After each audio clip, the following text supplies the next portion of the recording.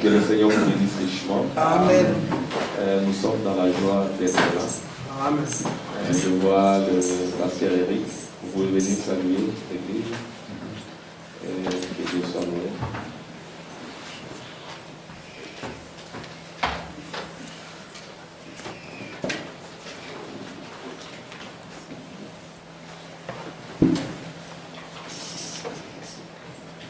Shalom l'église. Que le Seigneur bénisse richement. Amen. Moi, c'est votre bien-aimé, le frère Eric. Je viens du Scotland, vous me connaissez déjà.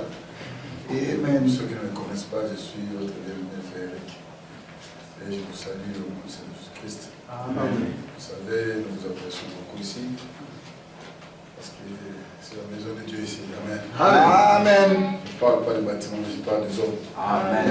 Comme vous êtes là, vous êtes le temple de Dieu. Amen. Quand Jésus-Christ parlait du temple, les gens ont vu le bâtiment. Ils étaient en train d'admirer le bâtiment. Jésus-Christ leur dira, je vais le détruire dans 3 jours. Amen. La Bible dit, il parlait de son propre corps. Amen. Alléluia. C'est ce que c'était le temple. Donc vous êtes le temple de l'union. Amen. Alléluia. Vous êtes de lieu d'adoration. Et partout où vous allez, sachez que vous êtes chrétien. Amen. Que le Seigneur bénisse le pasteur Armand. Amen. J'apprécie beaucoup. Et ici, c'est ma maison. Amen. Que Dieu vous bénisse. Shalom. Amen.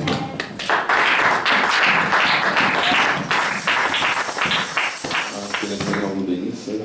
Nous sommes encore dans la joie d'être là, dans la maison du Seigneur. Sans plus tarder, nous allons, avant même de lire la Bible, je suis aussi dans la joie de vous annoncer la naissance d'un fils ici, qui s'appelle, il s'appelle Meshach. Shadrach, oui. Amen.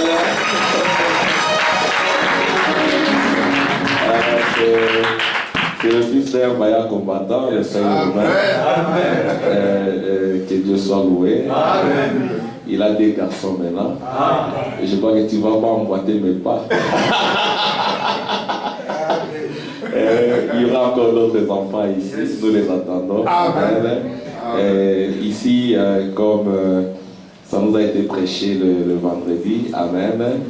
Nous avons été bénis avec la prédication de notre bien-aimé frère Patrick. Il faut prier pour lui, amen. Mais nous voulons des combattants, des prédicateurs, parce que la moisson est grande, il peut d'ouvrir. Moi, si je vois un ministère, depuis mon expérience de 1995, je ne peux jamais l'étouffer. Amen. Parce que on nous a dit, ah tiens, un ministère. Et puis, on ne nous a pas aidés. On ne nous a pas aidés, voilà.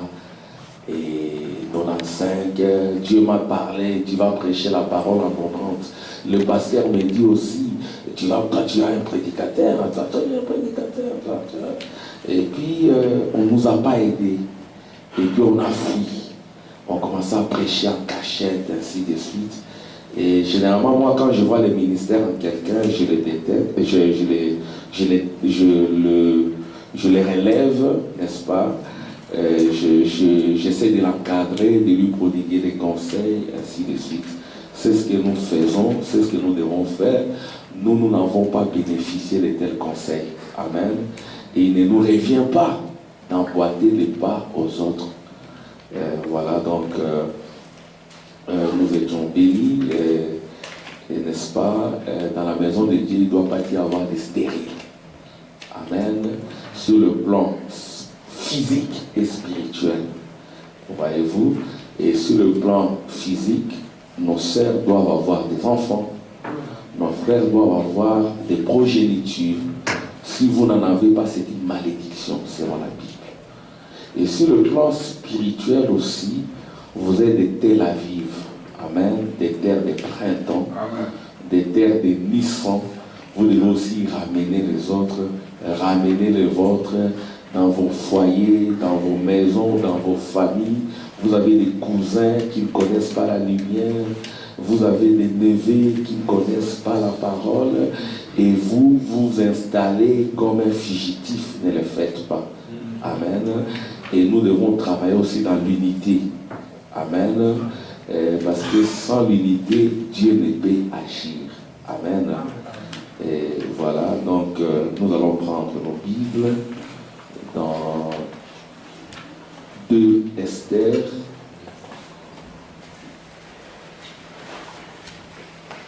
Non, c'est Esther au chapitre 2.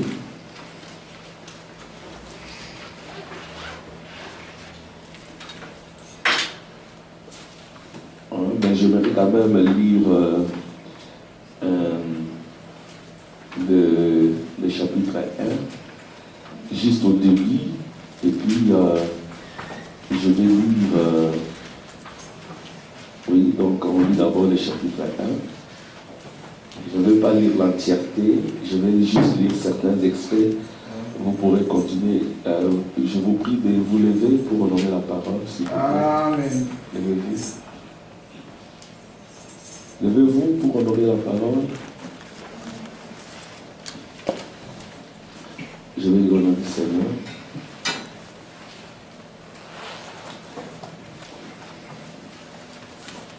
C'était du temps d'Assuris, dont je suis au chapitre 1. C'était du temps d'Assuris, de cet Assuris qui régnait depuis l'Inde jusqu'en Éthiopie, sur 127 provinces. Et le roi Assuris était alors assis sur son trône royal, assis dans la capitale. Je descends au verset 10, vous pourrez continuer. Le 7e jour, comme le cœur du roi était réjoui par le vin, il ordonna à Mehuman, Bizat, Arbona, Biga, Abagat, Zeta et Karkas, les 7 eunuques qui servaient devant le roi Assuris, d'amener en sa présence la reine Vachi avec la couronne royale pour montrer sa beauté au peuple et aux grands, car elle était belle de figure. Mais la reine Vachi refusa de venir quand elle reçut par les eunuques l'ordre du roi. Et le roi fut très irrité et il fut enflammé de colère. Amen. Et nous continuons. Je saute là-bas. Je vais au verset 3, au chapitre 3. Après ces choses, dans le chapitre 3, juste au début, vous y êtes.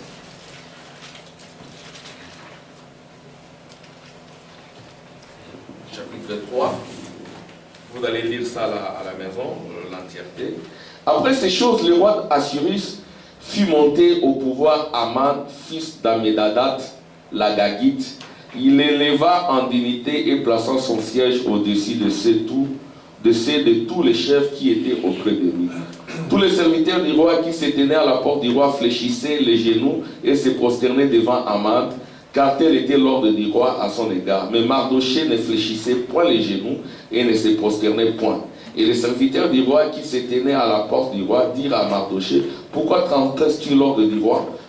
Comme il les lui répétait chaque jour et qu'il ne les écoutait pas, ils en informèrent Aman pour voir si Mardochée persisterait dans sa résolution, car il leur avait dit qu'il était juif. Et Aman vit que Mardochée ne fléchissait point les genoux et ne se prosternait point devant lui. Il fut rempli de fureur, mais il dédaigna de porter la main sur Mardochée seul, car on lui avait dit de quel peuple était Mardochée, et il voulait détruire le peuple de Mardochée, tous les juifs qui se trouvaient dans tous les royaumes d'Assyrie. Seigneur, ajoute ton onction, ton intelligence, mets-moi de côté. Je ne suis rien, Seigneur. Je ne suis qu'une cymbale, un serviteur inutile. C'est toi qui me rends utile au travers de ton onction. Descends, Seigneur, mets-moi de côté, toi le grand fils de Dieu, et parle à ton peuple, toi le grand Melchisédek, dont le pain et le vin, Seigneur. Oh Dieu Tout-Puissant, de sorte que quand nous quitterons cet endroit, nous soyons des victorieux, comme Mardochée, comme Esther, comme Daniel, comme Néhémie, comme Branham. Au nom de Jésus. Amen. Amen. Pendant que vous êtes assis, je vais encore lire au chapitre 4.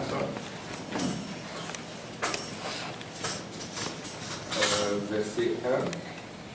Mardochée, ayant appris tout ce qui s'est passé, déchira ses vêtements, s'enveloppa d'un sac et se couvrit de cendres.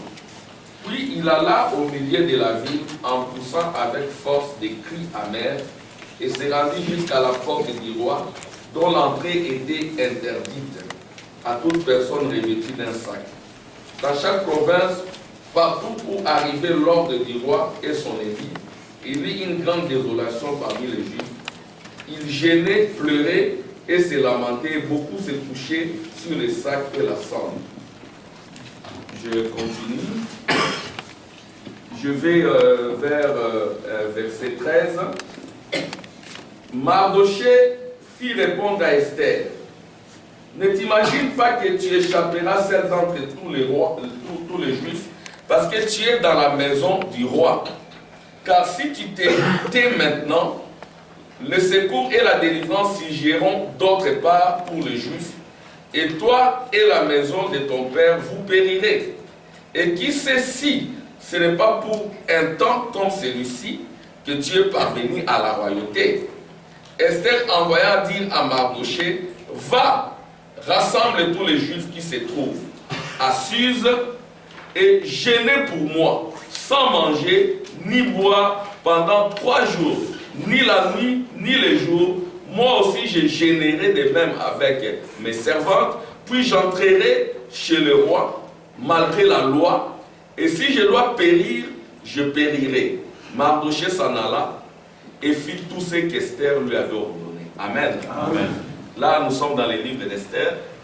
C'est parmi les livres qui portent le nom d'une femme. Amen. Amen. Et la femme, c'est l'épouse. Amen. Et nous sommes aussi l'épouse. Amen.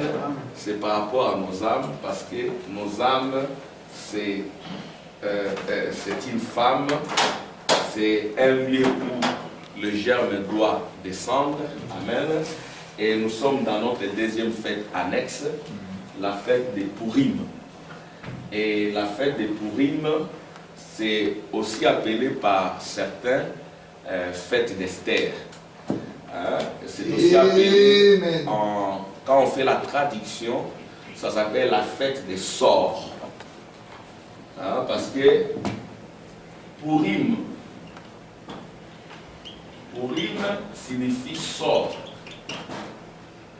n'est-ce pas? Et ceci revient à dire qu'il y a un sort qui avait été jeté sur les Juifs, un mauvais sort.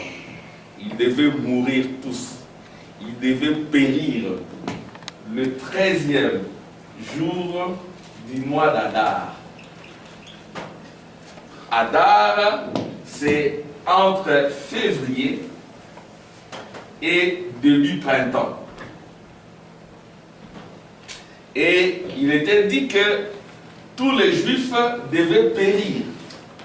Mais Esther était dans la maison du roi. Et le roi, la Bible dit que le roi s'appelait Assuris, mais on l'avait surnommé Al-Resh-Verosh. Al-Resh-Verosh. Al-Resh-Verosh, ça signifie celui qui coupe la tête des autres. Bon, vous dites, frère Allemand, mais toi, tu prends toujours des termes et tout le reste. Moi, je crois que notre Bible ici, qui est traduite en français, a perdu la résonance de certains concepts. Ouais, donc, il y a des mots qui ont perdu leur signification réelle au fil des traductions. D'ailleurs, même les scientifiques disent que le français, c'est une langue servile, c'est-à-dire c'est une langue esclave.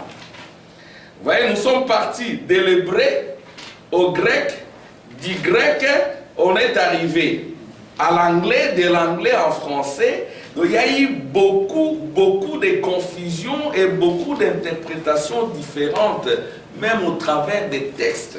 C'est ainsi que de plus en plus, quand vous lisez les anciennes Bibles, vous verrez qu'on garde un peu certains termes, C'est comme la fois passée quand je parlais de la fête d'Hanouka, qui est aussi une fête annexe. J'écris ici Hanouka. La fête d'Hanouka, on appelle ça la fête des dédicaces. Mais dans Hanouka, il n'y a pas que la dédicace.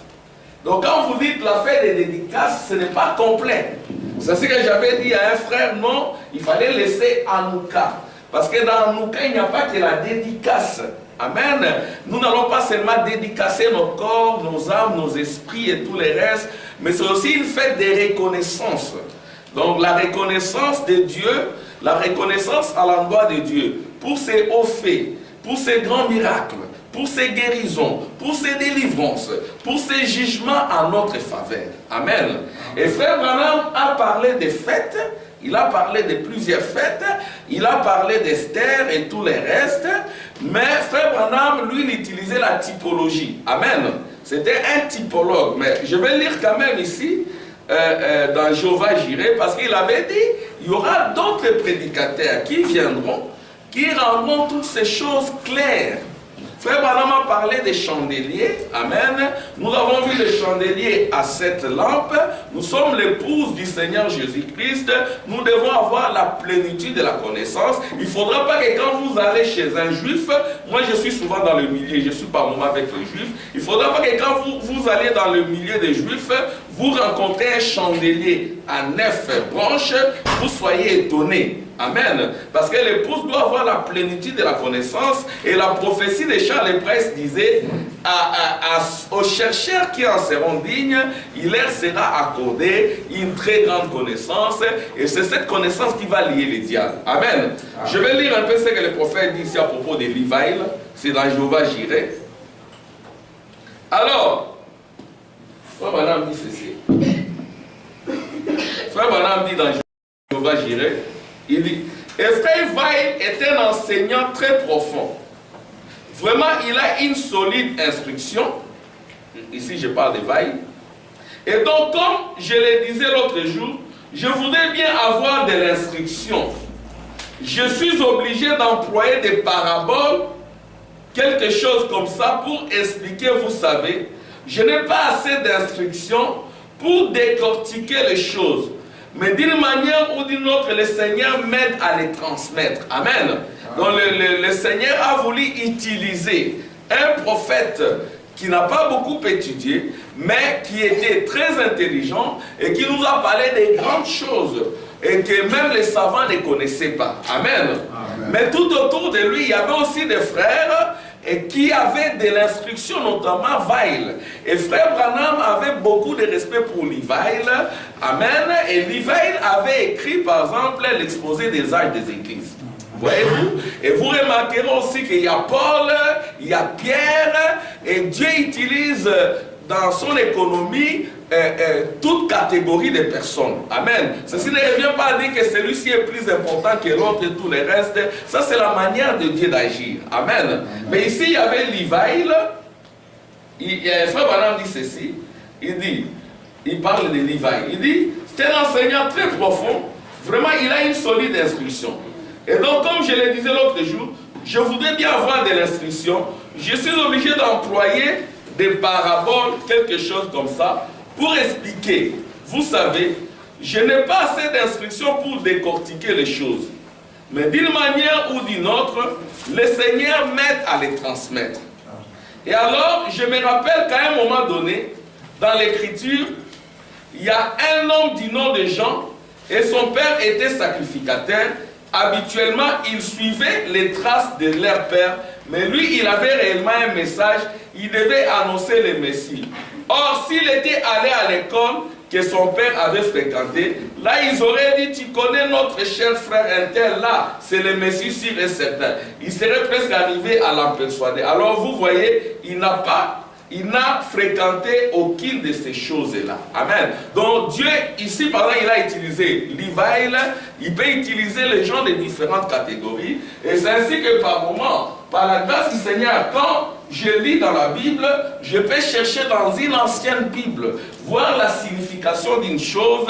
Et cela, c'est pour aider aussi le peuple de Dieu à mieux comprendre certaines choses, pour aider le peuple de Dieu à combattre l'ignorance. Amen. Alléluia. Parce que l'ignorance conduit à la mort. Vous voyez, aujourd'hui, le diable agit même dans l'interprétation des textes. Mais la pensée de Dieu demeurera. Amen. La pensée de Dieu, peu importe la situation. C'est comme par exemple, il y a des citations qui n'avaient pas été bien traduites et ce n'était pas exprès. Amen. Les gens sont limités et ce n'était pas exprès. Il y a par exemple des guerres de citations où on dit que le 11 novembre 1918, la guerre s'est arrêtée.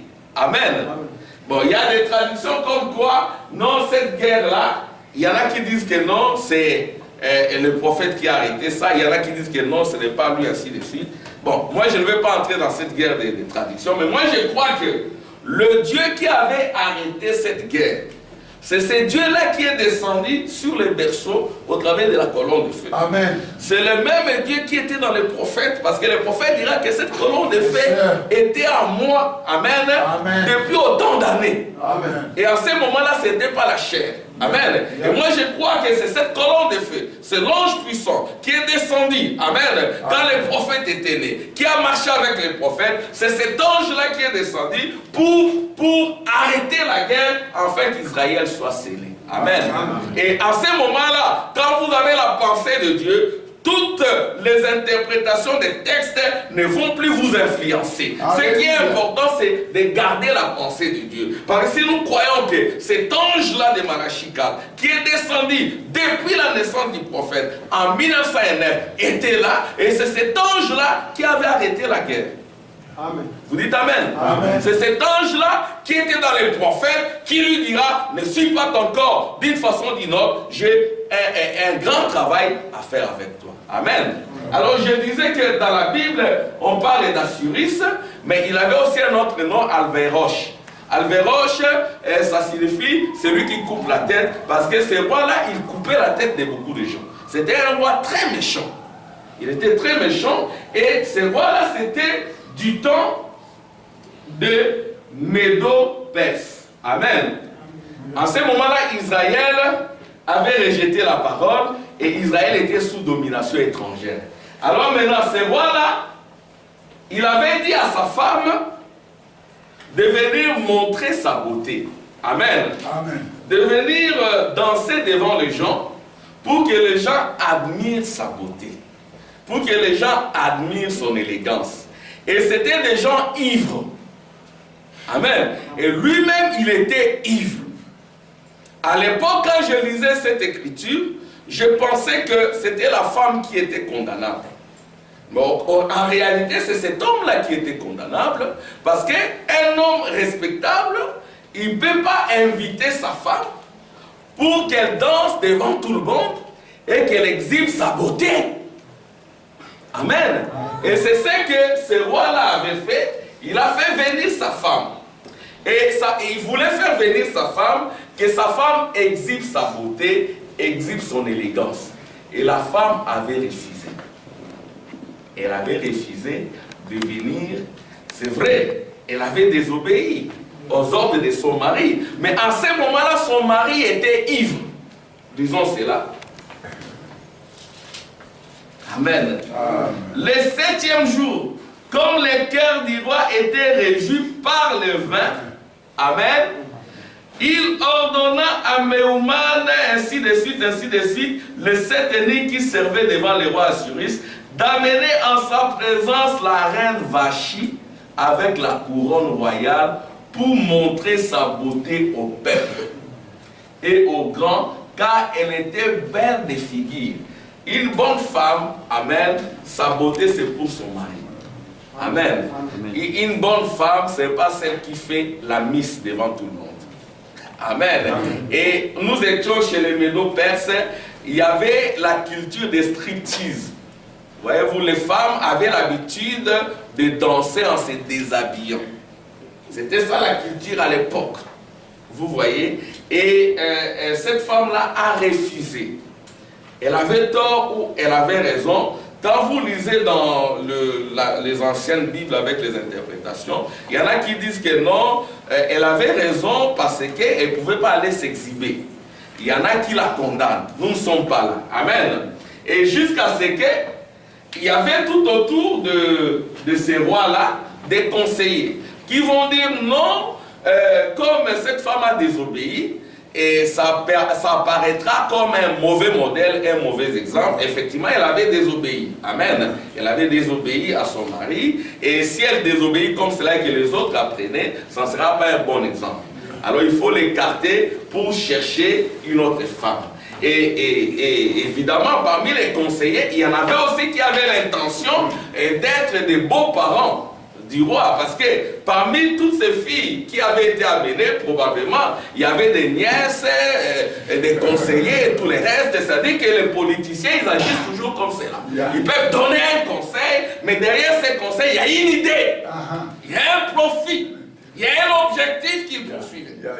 Vous voyez, au lieu de se mettre autour d'une table pour demander à la femme, mais pourquoi tu as désobéi? Parce que la femme n'est pas obligée, amen, d'accepter les ordres d'un mari qui agit en dehors de la parole. Amen. Vous dites amen? Amen. La femme doit être soumise, mais dans la parole. Amen.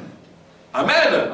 Et quand vous êtes une sœur, amen, votre mari vous dit portez des mini-jupes, exhibez un peu votre corps pour que mes amis voient comment vous êtes jolie, ne le faites pas. Amen. Amen. C'est ce que Assuris a voulu faire.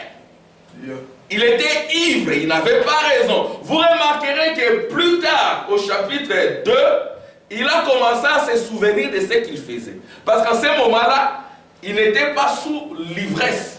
Il n'était pas sous la colère. Attendez.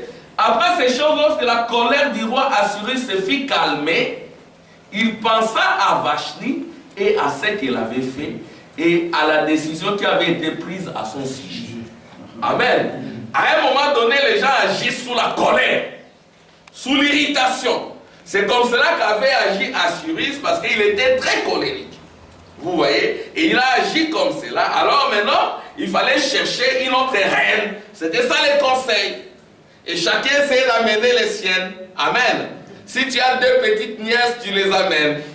Si tu as deux petites sœurs, tu les amènes. Mais Mardoché aussi, amen, avait sa nièce. Amen. Alléluia. C'est ainsi que la fête de Purim, on l'appelle aussi la fête des sorts, mais c'est aussi la fête, comme on les appelle, la fête des échecs. C'est-à-dire que moi, je te tends un piège, toi aussi tu me tends un piège. Quand tu me tends un piège, je te dis, tu as échoué, je t'ai eu. Toi aussi tu relèves les défis, amen, tu me tends un autre piège. Amen. C'est comme le jeu des échecs. Et ici, amen, c'était un combat entre Dieu et Satan. Amen. Parce que le diable cherchait à exterminer Israël. Ça a toujours été ainsi depuis longtemps. Amen. Le diable cherchait à tuer les fils de Dieu. Il cherchait à tourmenter, à combattre les fils de Dieu. C'est ainsi qu'ici, j'ai marqué Caïn. Amen. Ici, il y a Abel. Amen. Et quand Abel est tué, amen, et Caïn a pensé qu'il avait réussi, mais il y avait aussi Seth. Amen. Ainsi de suite, jusqu'à ce qu'on est arrivé à Israël. Amen. Jacob, mais il y avait Ésaü. Amen. C'était des échecs. Le diable pointe Ésaü. Alléluia. Amen. Dans cette fête de Purim, c'est depuis longtemps. Le sort. Le diable jette son sort sur Ésaü. Amen. Allez, vas-y, va combattre. Dieu emploie Jacob. Amen. Et Jacob, c'est Israël, ça, il descend. Et puis il y a Ésaü avec Amalécite. Parce que les Amalécites sont les petits-fils d'Ésaü. Les fils de Caïn, les fils du diable. Dieu a utilisé ici Israël Israël, Israël a fui, et puis il y a ici, Israël dans le désert, les Amalécites les ont attaqués. Amen, ils ne voulaient pas les laisser passer. C'était comme cela. Dieu utilise un pion, les diables aussi utilisent les siens. Amen. Amen. Au travers des hommes, ça a toujours été un combat. Amen. Et ce combat-là continuera jusqu'à la fin. Amen. Ça a commencé ici en Égypte. Amen. Il y avait Moïse. Il faut exterminer tous les enfants. Mais Moïse a été épargné. Amen. Amen. Amen. Ces ordres-là diaboliques, vous verrez cela aussi dans le livre d'Esther, l'extermination d'Israël. Ça a commencé depuis longtemps. Amen. Amen. Et n'oubliez pas que nous aussi nous sommes Israël. Alléluia. Et étant dans le 3e exode, amen, le combat aujourd'hui c'est spirituel. Amen. Nous ne combattons pas contre la chair et le sang. Nous combattons contre les esprits méchants, mais puissants, qui sont dans les lieux célestes. Amen. Mais nous devons faire un combat conventionnel. Alléluia. Un combat de principe. Amen. Alléluia. Amen. Vous voyez, vous remarquez ici il y avait Amalécite. Mais, suivez très bien. Vous verrez, il y a Agag. C'est là où je parlais de la méthodologie. Quand je vois Agag, je fais une analyse des textes. Amen. Vous remarquerez que dans le livre d'Esther, il est parlé d'Aman. Amen. Aman. Aman, il était descendant d'Agag. Amen. Dieu avait dit à Saoul, qui était un Benjamin. Amen. Les Benjamins, comme nous l'avions vu, ce sont des porteurs de lumière de Juda. C'est-à-dire que quand Jésus a commencé son ministère, ses disciples étaient des descendants de Benjamin. Amen. Et c'est Benjamin qui enflamme le cœur de Joseph. Et nous aussi, en quelque sorte, spirituellement, nous sommes Benjamin. Nous devons être des porteurs de lumière de Juda. Amen. Nous sommes l'épouse de Juda. Amen. Et les lumières, c'est la fête des dédicaces et Hanouka que nous avons vu. Amen. Gloire au Seigneur. Alors maintenant, vous remarquerez que quand Aman prend le pouvoir, il a en lui le dessein du diable. Parce que les Juifs et les autres peuples, j'ai remarqué ça même avec ma mère et mon père, ils vous retracent leur historique. Amen. Faites ça aussi à vos enfants. Dites-leur qui vous êtes, d'où vous venez. Il ne faudra pas que ce soit des enfants qui sont sans histoire. Amen. Dites-leur qui vous êtes, d'où vous venez. Amen. Qu'est-ce qui s'est passé dans votre famille? Alléluia. Amen. Parce qu'il y a une dame juive qui a parlé de l'histoire d'une maman juive qui avait été gazée dans les chambres à gaz. Et elle avait 2 enfants qui avaient tendance à se chamailler. Mais avant cela, avant même qu'ils ne soient emportés dans les chambres à gaz, elle donnera des conseils. Promettez-moi que vous continuerez à vous aimer. Promettez-moi que vous continuerez à vous soutenir. Promettez-moi cela, promettez-moi cela. Les enfants prenaient ça à la légère. À un moment donné, ils commençaient à pleurer. Promettez-moi cela, que vous allez continuer à vous aimer. Vous n'allez pas vous chamailler. Vous n'allez pas vous battre. Dites-le-moi maintenant. Alors les enfants ont réalisé que c'était sérieux. Ils ont dit oui, nous te promettons, maman. Nous allons continuer à nous aimer. Nous allons continuer à nous unir. Nous n'allons pas nous chamailler. Dites-le-moi. Ils ont promis de le faire. Quelques temps après, les militaires d'Hitler sont venus. Ils les ont pris. Ils les ont séparés de leurs parents.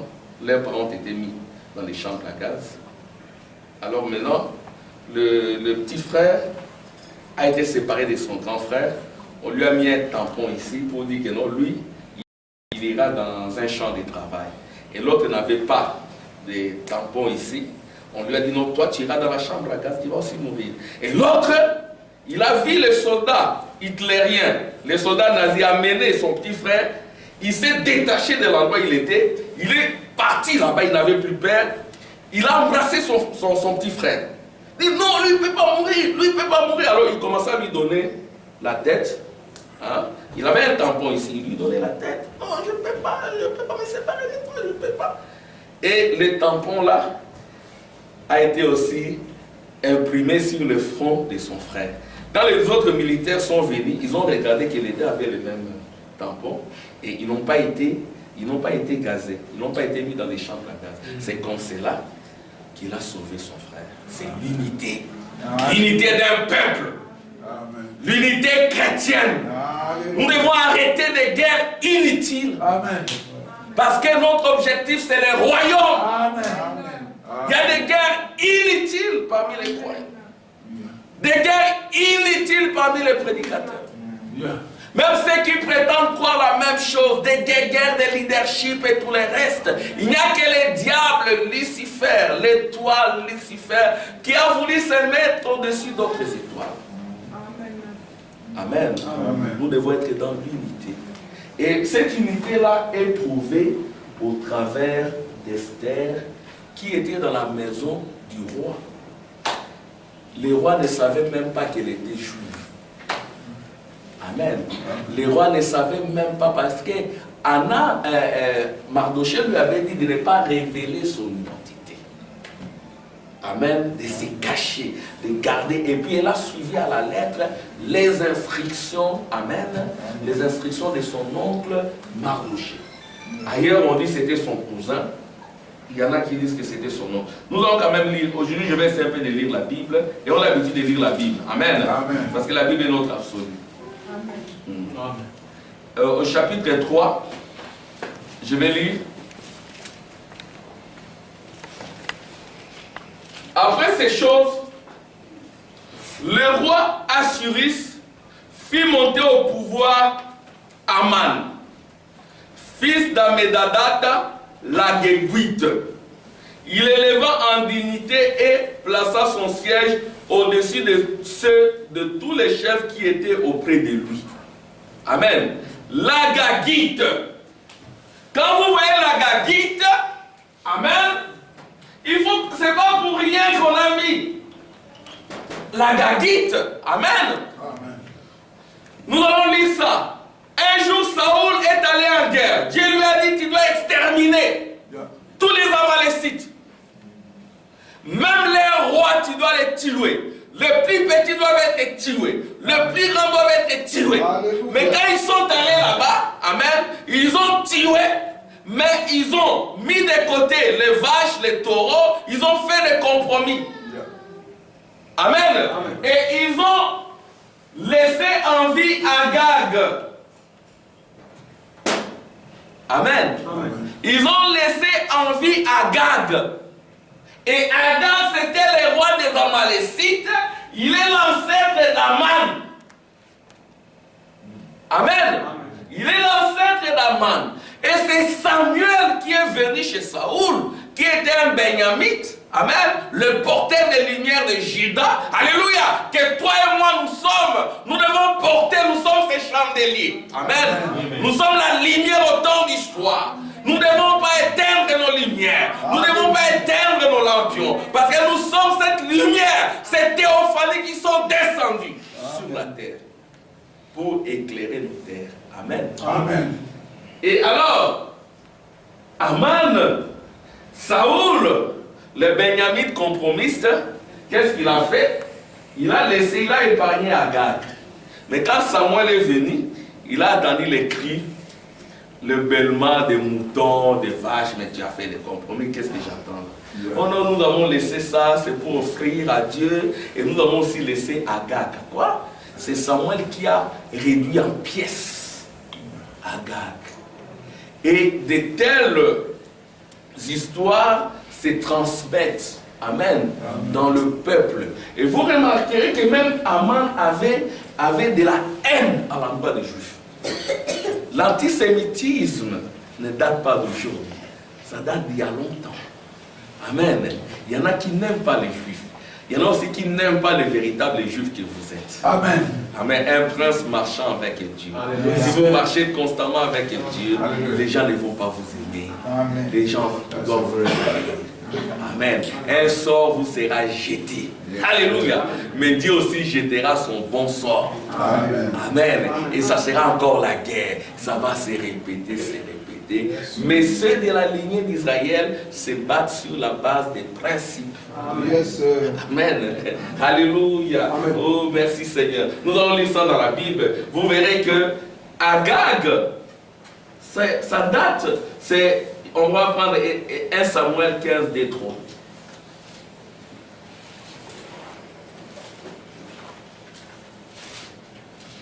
1 Samuel. 1 Samuel 3. Frère Eric, s'il y a quelqu'un qui trouve ça, il peut dire. 1 Samuel. 1 Samuel 3.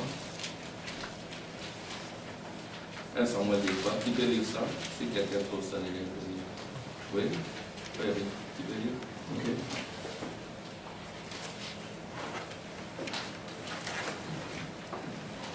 Ne parlez plus avec tant de hauteur que l'arrogance ne sorte plus de votre bouche.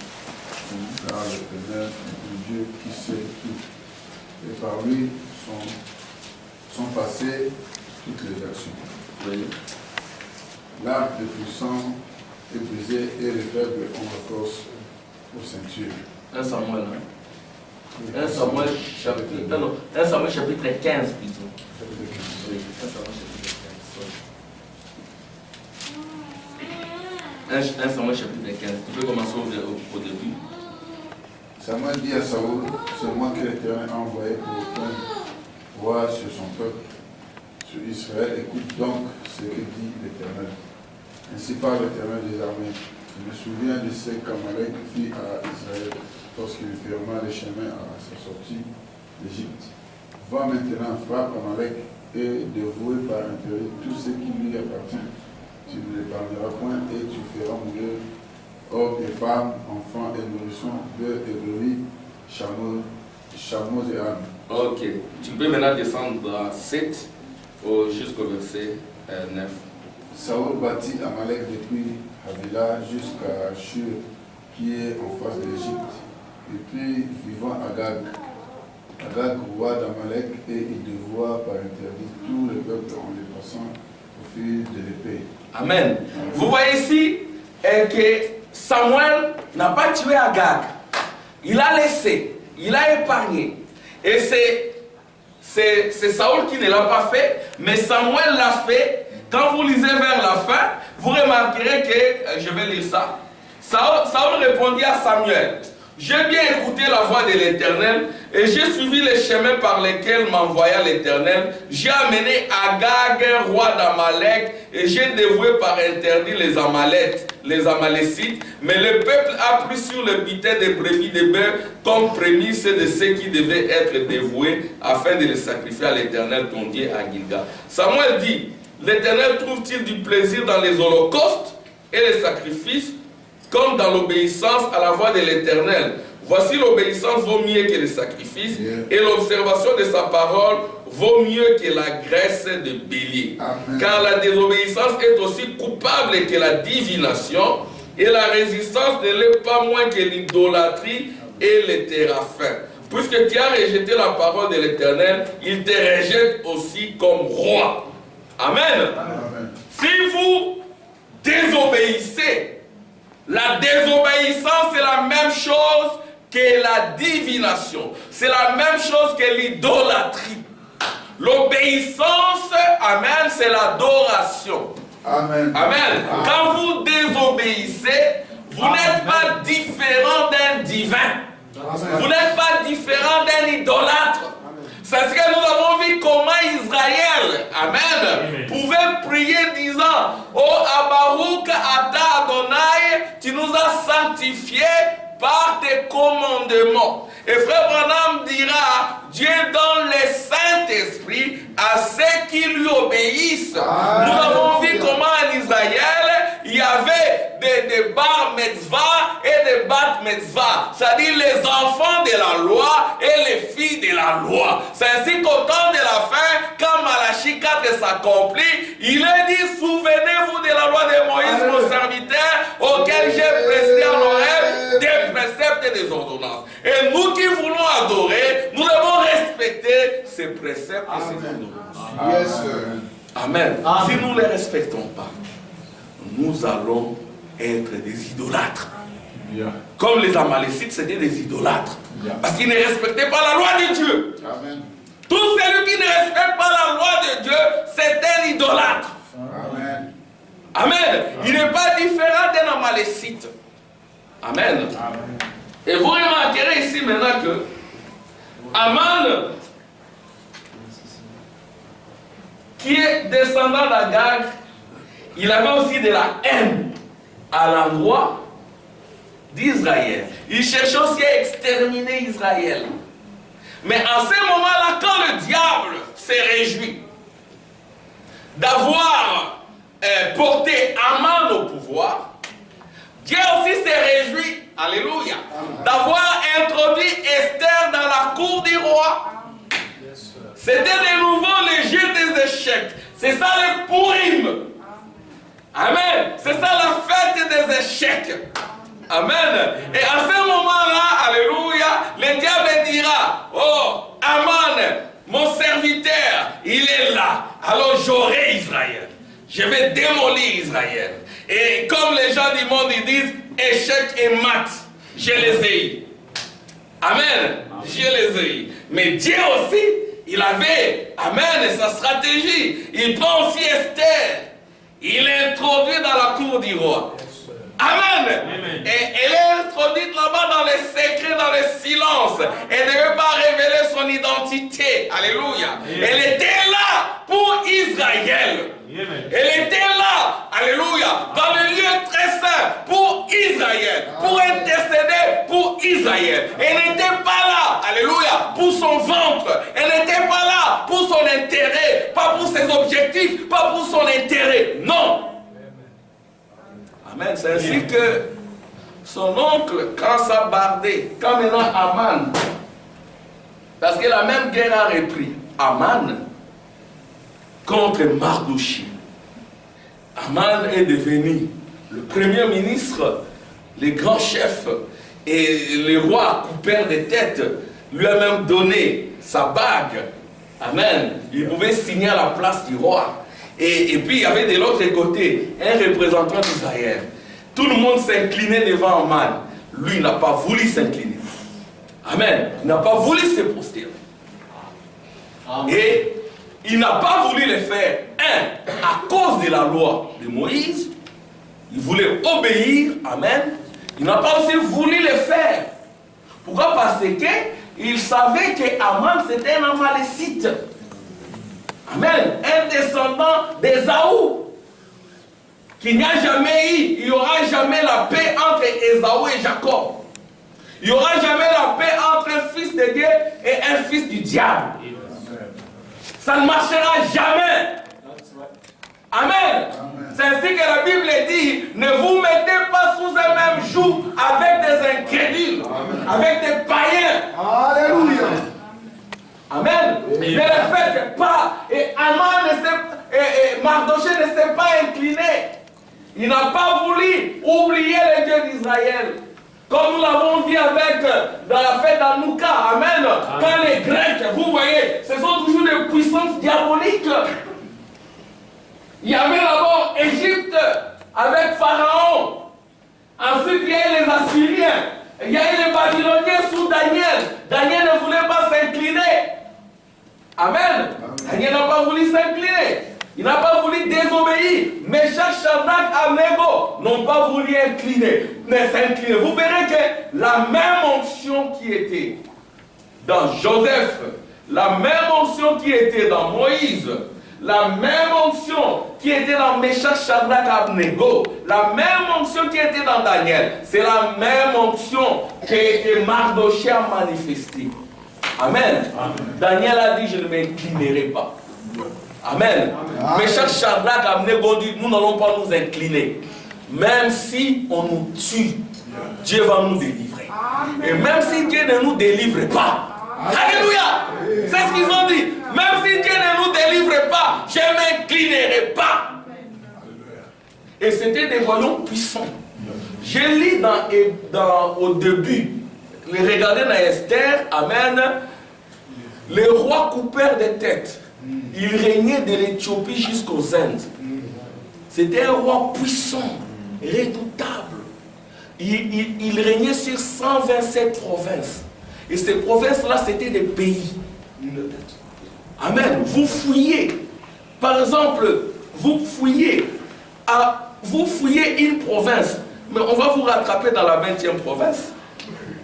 Il n'y avait pas moyen de fuir. C'est-à-dire que quand les décrets de tuer les Juifs avaient été transmis, même dans les secrets, et Mardochée, comme il était dans la consécration, il a su. Quand vous êtes dans la consécration, rien ne vous échappera. Alléluia. Et lui aussi, il a joué son jet d'échecs. Il a aussi jeté son sort. Amen, parce qu'il savait qu'il avait une nièce là-bas. Il est allé la voir. Sache que Aman cherche à exterminer ton peuple. Amen. Aman cherche à exterminer ton peuple. Mais comment moi je peux agir? Moi je ne sais pas délivrer ce peuple. Esther ne pouvait pas aussi délivrer ce peuple. C'était une femme. Alléluia. Amen. C'était une femme. D'ailleurs, pendant 30 jours, comme elle le dit, le roi ne voulait pas la recevoir.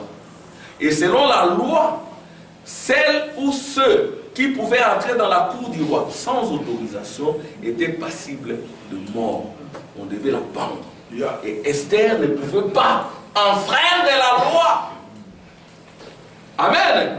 Alors qu'est-ce qu'elle a dit? Ah, mon peuple va être exterminé, mais qu'est-ce que moi je peux faire? Il y a eu comme un débat avec Mardochée. Mardochée lui a dit, si tu ne le fais pas, ta maison va périr. Si tu ne le fais pas, la délivrance viendra d'ailleurs. Alléluia. C'est ça la foi. Si tu ne le fais pas, frère, de ces pierres, Dieu peut faire des enfants à Abraham. Amen. Si tu refuses d'agir, de ces pierres, Dieu peut faire des enfants à Abraham. Aujourd'hui, nous prêchons les milléniums, nous prêchons. Par la grâce du Seigneur, quand on était au Congo, parler du millénium, tu perds ton mariage. Quand je le dis maintenant, les gens ne comprennent pas peut-être. Amen. On fait comme ça. Nous, on nous a combattus pour le mariage. On était comme des démons, des sorciers. Même des sœurs qui pouvaient vous aimer. Ouais. C'est bon. Moi, j'ai dit à un frère, moi, mes frères, tu sors, mais tu vas te marier comme moi. Je pars. Je ne peux pas vendre ma foi. Amen. Amen. Si j'ai besoin d'une femme, Dieu me la donnera. Yes. Si c'est la volonté de Dieu, je reviendrai là, je prendrai ma femme là-bas. Amen. Amen. Effectivement, je suis revenu là, j'ai pris ma femme là-bas. Elle est là, elle est sortie. Elle m'a suivi. Amen. Il ne faut pas faire des compromis pour des futilités. Dieu est plus grand. Amen. Alléluia. Esther, sachant qu'elle était incapable, parce qu'il y en a qui font des compromis à cause de l'argent. L'argent que Dieu donne à un frère, il faut aussi te le donner. Amen. Amen. Dieu il donne. Amen. Quand il est décidé à bénir, il bénit. Mais soyez d'abord fidèles. Amen. Et maintenant, Aman, Mardochée, il ne voulait pas s'incliner devant Aman, le fils d'Ésaü. Et il en a parlé à Esther. Esther dira, mais qu'est-ce que moi je vais faire? Et son oncle dira, si tu ne le fais pas, la délivrance viendra d'ailleurs. Amen. Mais Esther, sachant que c'est Dieu qui délivre, elle a dit, oui, moi je vais prier, je vais jeûner.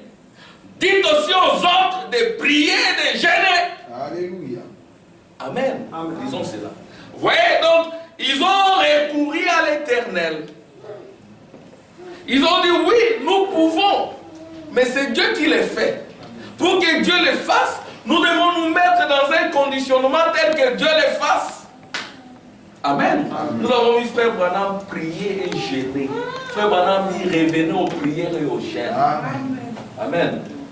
Gloire au Seigneur. Amen. Je vais lire cela quand même. C'est que Esther a dit. Esther a dit non. Oui, j'ai compris, mais dites aux autres de prier. Amen. Elle était la reine. Amen. Amen. Elle était la reine. Peut-être les gens disent, ah, c'est toi la reine, aide-nous. Mais elle avait aussi des limites. Amen. Des limites en ceci que d'abord, elle n'avait pas révélé son identité. Elle avait caché son identité. Et vous pouvez se dire, ah, le roi dira que tiens, je l'avais menti. Amen. Il y avait tous ces raisonnements qui coulaient tout autour d'elle. Alors maintenant, qu'est-ce qui va se passer? Esther va dire aux autres de prier. C'est-à-dire quand il y a un problème, même quand vous venez devant chez le pasteur, ce n'est pas un féticheur. Ce n'est pas un magicien. Quand vous venez chez le pasteur doit vous montrer le pas sanglanté de Jésus. C'est comme le songe de Tommy Isabelle.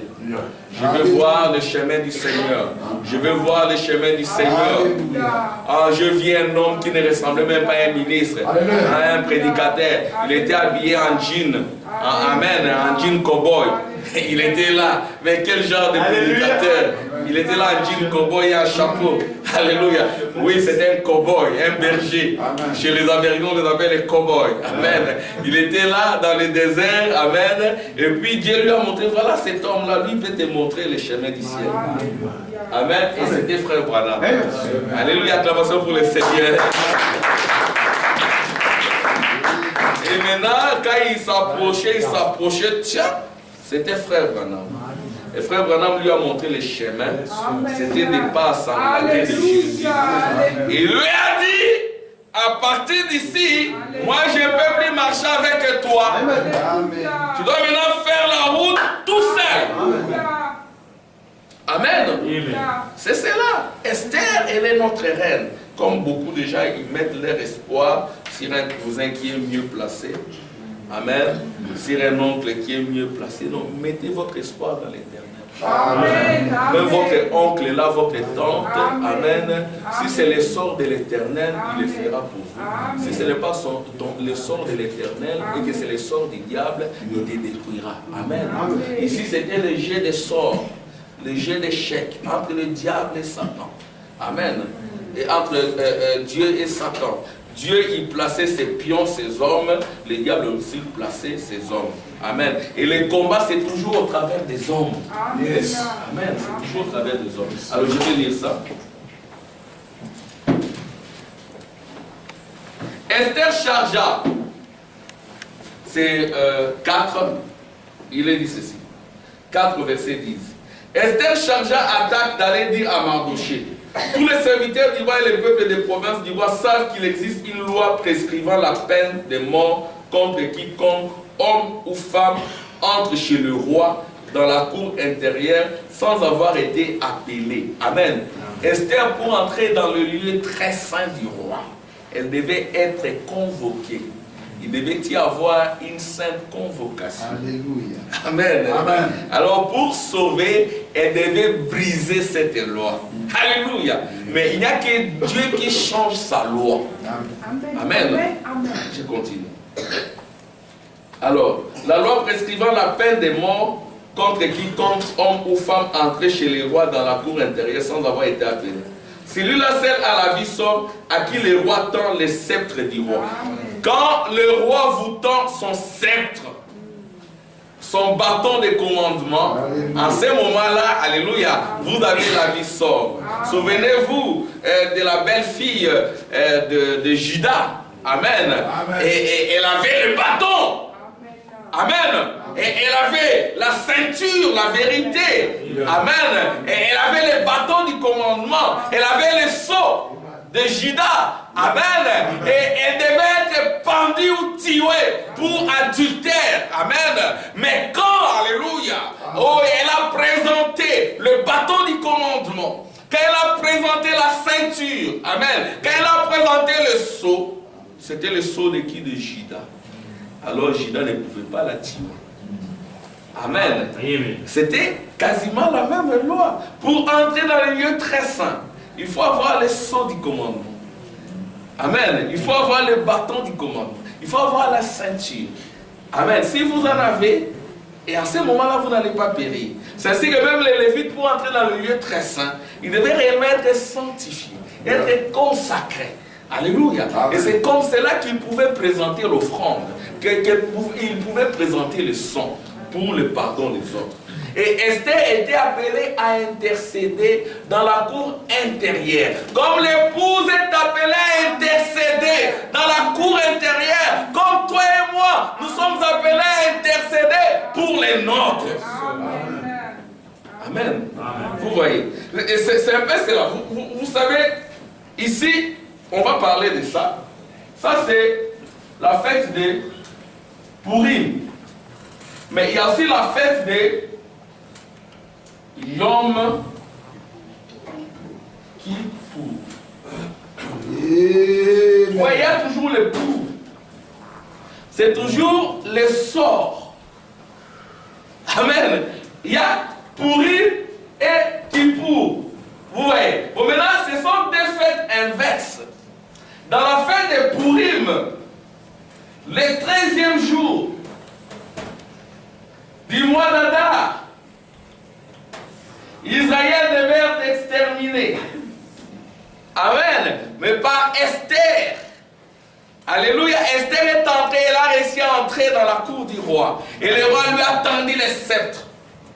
Amen. Amen. Et c'est comme cela qu'Israël pouvait obtenir le salut. C'est comme cela qu'Israël ne pouvait pas, amen, être exterminé. Et alors à ce moment-là, Esther a agi en deux temps. Il y a eu un troisième temps où c'était le salut. On verra tout cela. Amen. Vous pouvez voir les étapes de la grâce. Amen. Il y a la justification, la sanctification et le Saint-Esprit. Amen. Et Esther a agi en deux temps, en invitant d'abord Aman, en invitant Aman, jusqu'à ce qu'Aman a été tué avec ses 10 enfants.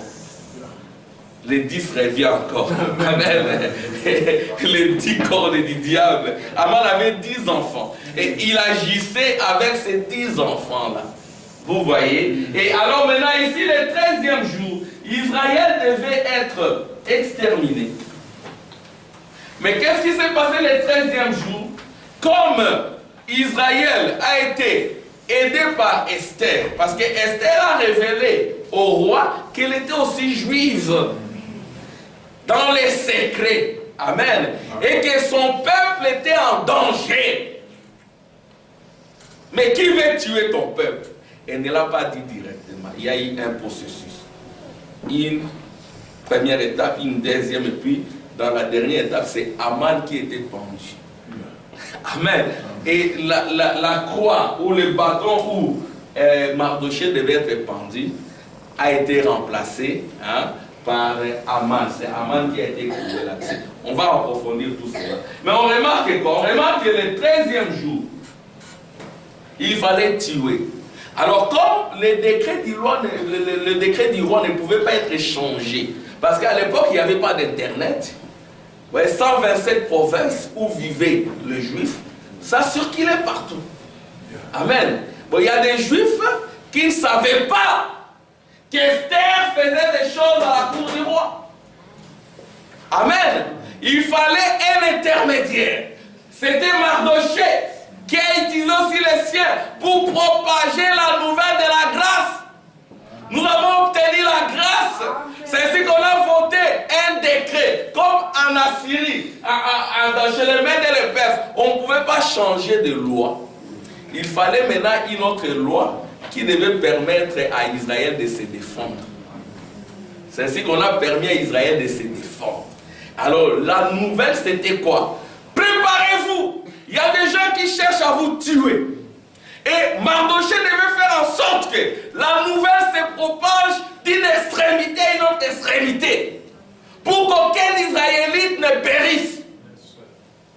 Amen. Amen. C'est comme cela que la nouvelle a été propagée par Mardoché. Mardoché ne pouvait pas cacher la nouvelle dans son cœur.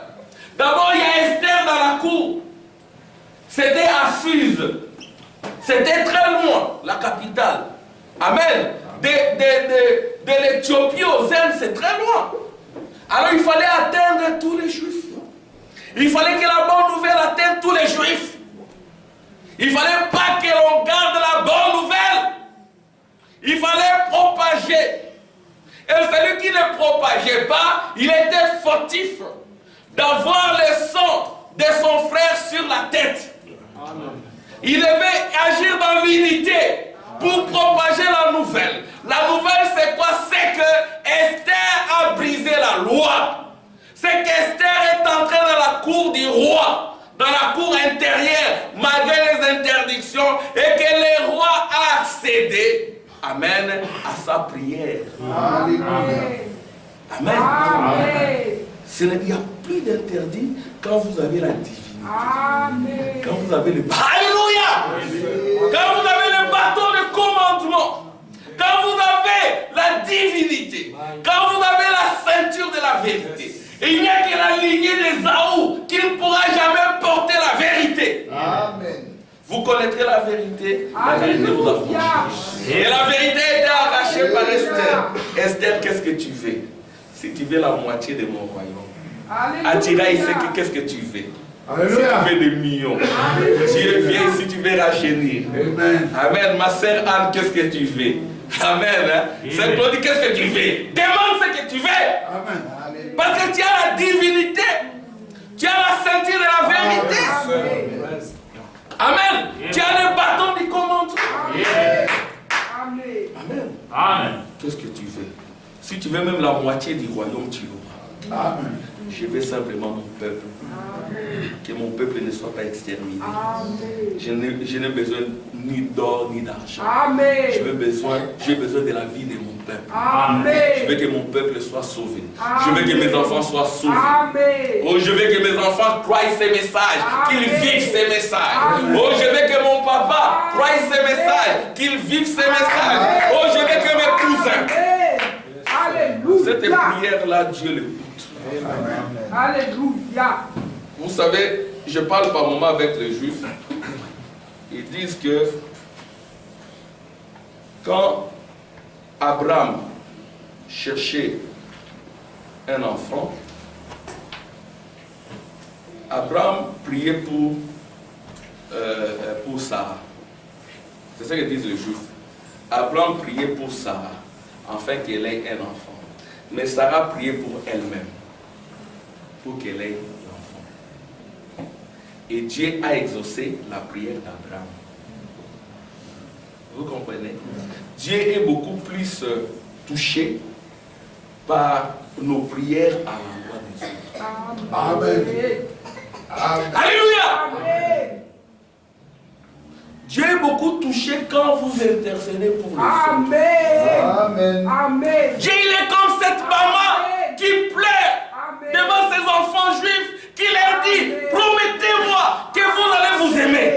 Promettez-moi que vous serez la l'unité. Promettez-moi que vous n'allez pas vous trahir. Amen. La maman, c'est la matrice de l'amour. Je me souviens de ma mère qui est de l'autre côté. Celui qui vient après moi, comme il y a un écart d'âge très minime, par moment il y avait des bagarres. Quand on était tout petit, on s'est disputé parfois. Alors ma mère me disait, non, il ne faut pas qu'il y ait des rivalités entre vous, il ne faut pas qu'il y ait nous. Hein? Bon, c'est vrai qu'il travaillait aussi bien à l'école, hein? Mais il y avait toujours des rivalités. Mais hélas, un de mes oncles l'a pris, l'a amené dans un internat, il a commencé à fumer des chambres, il a abîmé sa scolarité. Vous voyez? Et alors maintenant, ma mère me disait, vous étiez à deux, maintenant tu es resté seul. Ah, il faut l'amener, parce qu'elle avait comme l'impression que je ne cherchais pas à l'amener dans le message. Il faut l'amener là où tu pries, il faut l'amener là où tu pries, il faut l'amener. J'ai dit, maman, je prie. Mais elle insistait, c'est vrai que j'étais un peu léthargique. Par moi, j'ai dit, ah, il a voulu ça, c'est de sa faute. Ça m'énervait aussi. Il travaillait bien, voilà, il a voulu, il est allé dans la drogue, les femmes et tout. C'est de sa faute. À cause de... Parfois, je me fâchais. Et quand je revenais à moi-même, les paroles de ma mère, ça résonnait en moi, ça résonnait. J'ai que j'ai commencé à lui donner des brochures, j'ai commencé à l'assister. Et puis bon, c'est vrai qu'il n'a pas fini ses études, il est devenu maçon, il travaillait quand même. C'est-à-dire que la folie, parce qu'il était devenu fou, hein. La folie l'a quitté, commençait à travailler, à amener même de l'argent à la maison et tout et tout. Et puis, je lui parlais, maman avait dit ça. Et quand ma mère est décédée, il avait beaucoup pleuré, moi aussi, ici. Après, je l'ai appelé pour lui dire, tu te souviens, c'est de ce que maman avait dit, de ce que je te disais. Maintenant, elle n'est plus là. Toi, je t'ai dit de venir dans le message. Et le même jour, je crois le dimanche, il est allé, il s'est fait baptiser. Amen.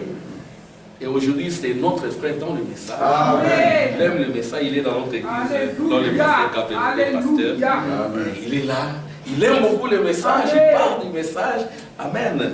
Et c'est ça l'unité. Alléluia. Amen. C'est ça l'unité. Et Dieu est beaucoup touché par ça. Yes, sir. Dieu n'est pas touché quand vous priez souvent pour vous-même. Alléluia. Dieu est touché quand vous intercédez pour les autres. Alléluia. Parce que Dieu est amour. Amen. Il faut intercéder pour les autres. Il faut propager la nouvelle. Amen. Faites comme Mardoché Amen. qui a placé sa nièce dans la cour. Ce n'était pas pour lui. C'était pour Israël. Même sa nièce ne savait pas. C'était juste un pion. Amen. Et puis sa nièce, alléluia. Vous avez des belles-mères, des belles-sœurs avec lesquelles par moment il y en a qui entretiennent des relations d'inimitié, d'animosité. Priez. Amen. Et Dieu sera touché. Alléluia. Faites comme cet enfant juif. Vous avez le sang de Dieu sur le front. Mettez votre front sur lui pour qu'il ait aussi les tampons de Dieu. Alléluia. Amen. C'est ce qui s'est passé. Et Esther, oh merci Seigneur, sachant qu'elle n'était pas là pour elle, parce que tu peux être placé quelque part, tu peux avoir beaucoup d'argent, tu peux avoir une bonne position. Cette bonne position, utilise-la pour le Seigneur. Amen. Amen. N'oubliez pas le peuple de Dieu. Vous occupez une place de choix, c'est pour le Seigneur. Ne l'oubliez jamais. Vous êtes devenu roi. Vous voyez, alléluia. Du temps des Babyloniens, il y avait Daniel. Mais des Perses, il y a Mardoché, il y avait les Néhémies. Amen. Et du temps des Grecs, il y avait les Mathiathias. Amen. Et du temps des Romains, il y avait les Paul et les Pierre. Et du temps des Roms papales, il y a les 12. Alléluia. Amen. Ça sera la plus grande bataille. Amen. Au niveau des armes. Ça sera l'Armageddon. Yes, sir. Mais voilà, nous pouvons la regarder en train de se dérouler sous vos yeux. Les 1 tiers contre les 2 tiers. Yes, sir. Aujourd'hui, votre propre ennemi, la manne, c'est votre cher ennemi. Alléluia. Il a 10 enfants. Bien. Amen. Il faut le combattre. Amen. Ne vous inclinez pas devant Man. Ne vous inclinez pas devant Ésaü.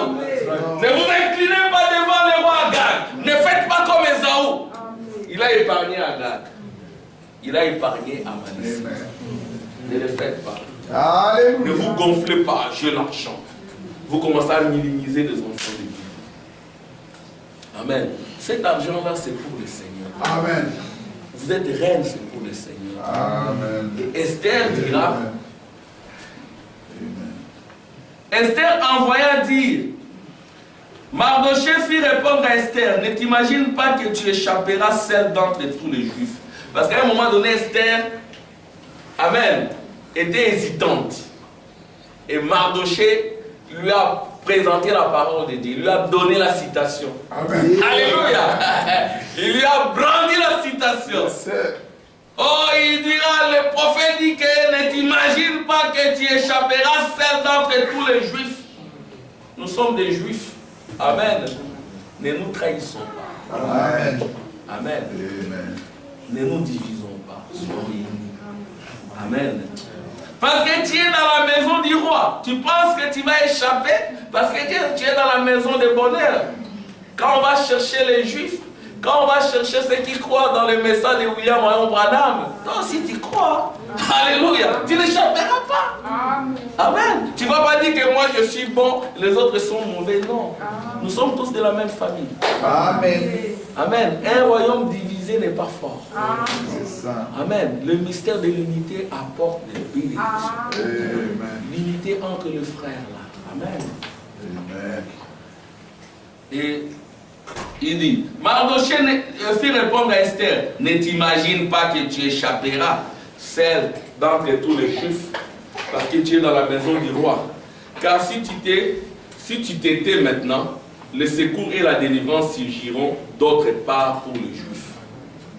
Si tu t'étais maintenant, le secours surgira d'autre part. Et toi et la maison de ton père, vous périrez. Et qui sait si ce n'est pas pour un temps comme celui-ci que tu es parvenu à la royauté. Esther envoya dire à Mardoché, va rassembler tous les Juifs qui se trouvent à Suse. Jeûnez pour moi, priez pour moi. Je suis reine, hein, mais je ne peux pas tout faire. Priez, jeûnez pour moi sans manger ni boire pendant 3 jours, ni la nuit ni les jours.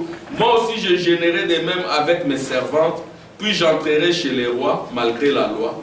Et si je dois périr, je périrai. Mardoché s'en alla et fit tout ce qu'Esther lui avait dit. Amen. Amen. Que le Seigneur vous bénisse.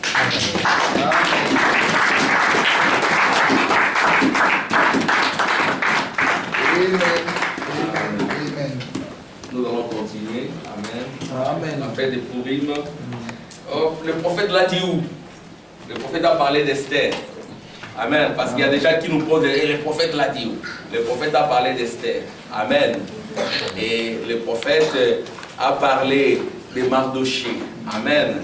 Et le prophète a dit, il y aura une génération qui viendra, qui va éclaircir toutes ces choses. Amen. Et nous croyons être de cette génération-là. Alléluia. Nous croyons être loin pour cela, pour éclaircir ce message. Amen. Pas pour ajouter ni retrancher. Amen. Mais pour apporter, avec notre petit ministère, beaucoup plus d'éclairage. Amen. Et ce n'est même pas nous. Aujourd'hui, je ne pensais pas prêcher. Amen.